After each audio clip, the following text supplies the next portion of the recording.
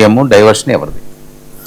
ఇది కూడా ఈరోజు పొద్దు నుంచి చూస్తే మీరు మొన్న అంబటి రాంబాబు ఇంటి మీద దాడి, అప్పుడు పగలగొట్టడం 5-6 గంటలు, అప్పటి నుంచి సోషల్ గా కొత్త సమీకరణం. ఆయన కూడా ఒక వర్గానికి చెందిన నాయకులందరినీ కలుసుకున్నారు. ఇటు గోదావరి జిల్లాలో కానీ అక్కడ ఉత్తరాంధ్రలో కానీ ఇదంతా అయింది. ఈరోజు ఉత్తరాంధ్రకు చెందిన సీనియర్ మాజీ మంత్రి ధర్మాన ప్రసాదరావు, నిజానికి ఆయన ఏమి జగన్కు వేరే భక్తుడు కూడా కాదు, కొద్దిగా గొప్ప కొంత అసంతృప్త వాదే.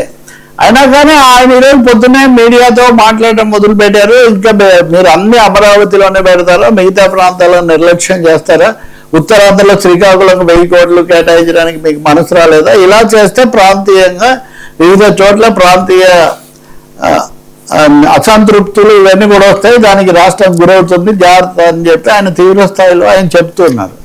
అసలు వైజాగ్ రాజధాని అన్నప్పుడు కూడా ఇలాంటి చర్చలు అప్పుడు వచ్చాయి. నిజానికి చేసిందేం లేదు, యాజ్ ఐ సెడ్ ప్రాక్టికల్గా జరిగిందేం లేదు. అదే సమయంలో ఈయన విజయవాడ పార్లమెంట్ సభ్యుడు చిన్ని, ఆయన కూడా మీడియాను పిలిచి కావాలని ప్రాంతీయమైనవి ఇవన్నీ కూడా తీసుకొస్తున్నారు, విజయవాడకు అమరావతికి పోటీ పెడతారా, అమరావతి డెవలప్ అయితే ఆటోమేటిక్గా విజయవాడకే కదా అదంతా వచ్చేది అని. ఎప్పుడు వీళ్ళ మావిజన్ అన్నదానికి, ఈ మావిజన్ అన్నది ఒక విధంగా మిగతా ప్రాంతాలకు దీనికి పోటీ పెట్టే ఒక ఇది, అలాగే కోస్తా జిల్లాల మీద వ్యతిరేకత లేదు, ఈ మొత్తాన్ని ఇక్కడిక్కడే పోటీ పెడుతున్నారు, ఇలాంటి వాతావరణం ఉంది. సోషల్ కాంపోజిషన్, సామాజిక వర్గాల పొందికి కూడా ఈ ప్రాంతాల్లో డిఫరెంట్గా ఉంది. సో ఈ కోణంలో ఇక్కడి నుంచి కేసీఆర్ చిన్ని, అక్కడి నుంచి ధర్మాన ప్రసాదరావు మాట్లాడేవి కనుక చూస్తే ఖచ్చితంగా ఒక సరికొత్త ప్రాంతీయ కోణాలు, ప్రాంతీయ రాజకీయాలు మొదలైనట్టు కనిపిస్తుంది. రాయలసీమ మీద అదివరకే రాయలసీమ ప్రాజెక్టులు వాటన్నిటి మీద ఉంది. కొంతమంది రాయలసీమ నాయకులు కూడా నిన్న ఈ రోజులో వాళ్ళు మాట్లాడారు. వీళ్ళందరూ మాట్లాడడం కాదు, అక్కడ కూటమిలోనే ఉన్నటువంటి మా ఎమ్మెల్యే ఆదినారాయణ రెడ్డి నేను రాజీనామా చేస్తున్నాను, అసలు ఏం పనులు జరగడం లేదు, ఎవరు వినడం లేదు అని ఆదినారాయణ రెడ్డి, ఆయన కడప కదా ఖచ్చితంగా, ఆయన గతంలో ఇటువైపు ఉన్నారు కూడా. సో ఆదినారాయణ రెడ్డి ఆయన ఒక ప్రకటన ఆయన కూడా చేస్తున్నారు, రాయలసీమలో ప్రాజెక్టులు వీటి మీద ఆందోళన చేస్తామని గతంలోనే సజ్జల రామకృష్ణారెడ్డి చెప్పారు. 2-3 చోట్లకు ఉద్యమాలు, అంటే ఇటు ఉత్తరాంధ్ర ఇటు రాయలసీమ, ఇప్పుడు ప్రధానంగా అదే కదా, ప్రకాశం జిల్లాకు కూడా న్యాయం జరగట్లేదు. సో ప్రాంతీయ కోణాలు అది చర్చలో కూడా వైసీపీ వాళ్ళు తరచు ఎవరు గతంలో చేయొద్దన్నారు, చేసింది నిజంగా జరిగింది ఏంటి అనే ప్రశ్న ఒకటి ఉంది. ఖచ్చితంగా చెప్పాలంటే డెఫినెట్గా ఇది జరిగింది, గేమ్ చేంజర్ అనేది అక్కడ ఇక్కడ ఏం జరగలేదు. ఇద్దరు ముఖ్యమంత్రులు కూడా ఎన్ని చెప్పినా అన్ని ప్రాంతాలకు కాకుండా ఆయన ఏమో బటన్ నొక్కడము, ఈయనేమో అమరావతి ఇది అనుకుంటూ టైం అయిపోయింది. ఇప్పుడు కూడా 2 ఏళ్ళే ఉంది, సమయం ఎక్కువ ఏమి లేదు.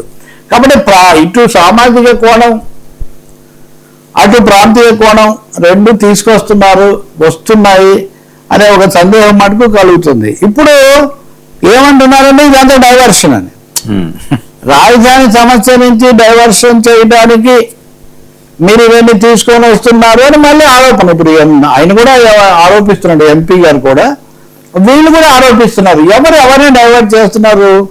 ఇంకో తమాషా, మావిగన్ ఏంటి, అసలు చంద్రబాబు నాయుడు గారు 11 ఏళ్ల కిందటే బందర్ పోర్టు దాని ప్రాధాన్యత అంతా చెప్పారు అని మావిగన్కు పోటీగా చంద్రబాబు అప్పుడు చెప్పినవి అవి కొంతమంది ట్వీట్లు పెడుతున్నారు. మరి 11 ఏళ్ళు చెప్తే ఇంతవరకు ఎందుకు జరగలేదు, ఇప్పుడు ఎందుకు అడ్డుకుంటున్నారు అని వీళ్ళు.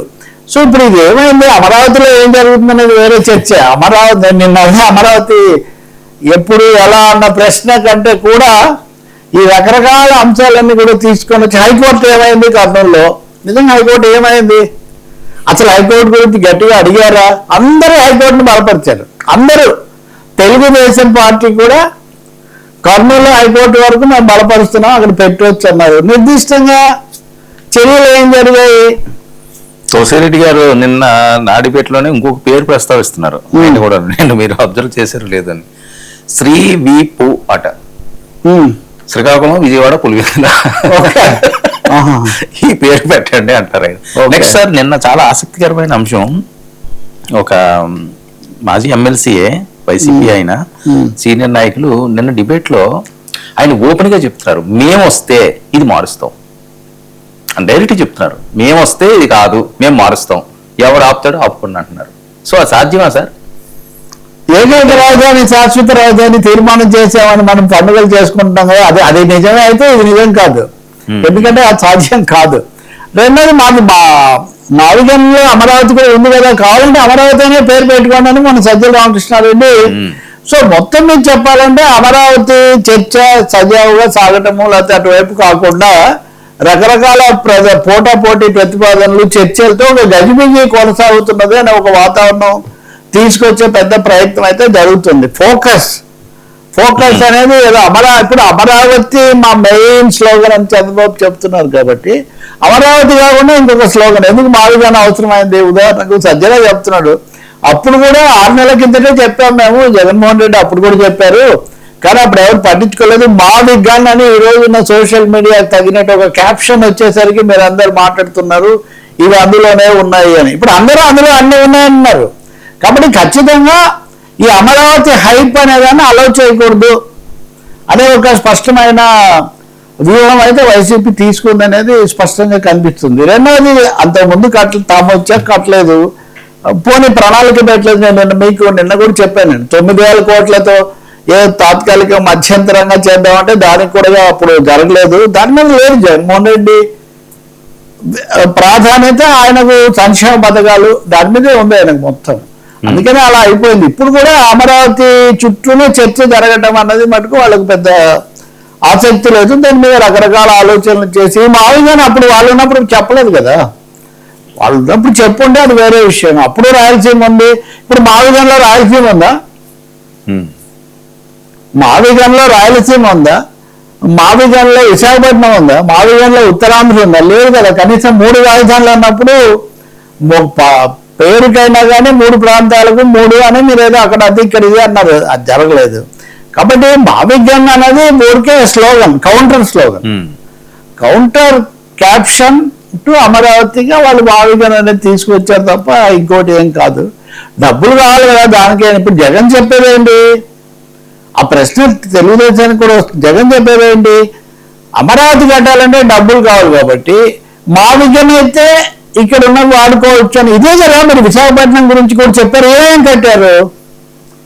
ఏమేం కట్టారు పోనీ ఉత్తరాంధ్ర ప్రాంతీయ అభివృద్ధి కోసం అయినా సరే విశాఖపట్నంలో ఉన్న సదుపాయాలు ఉపయోగించుకొని ఏమేం కట్టారు కొత్తగా.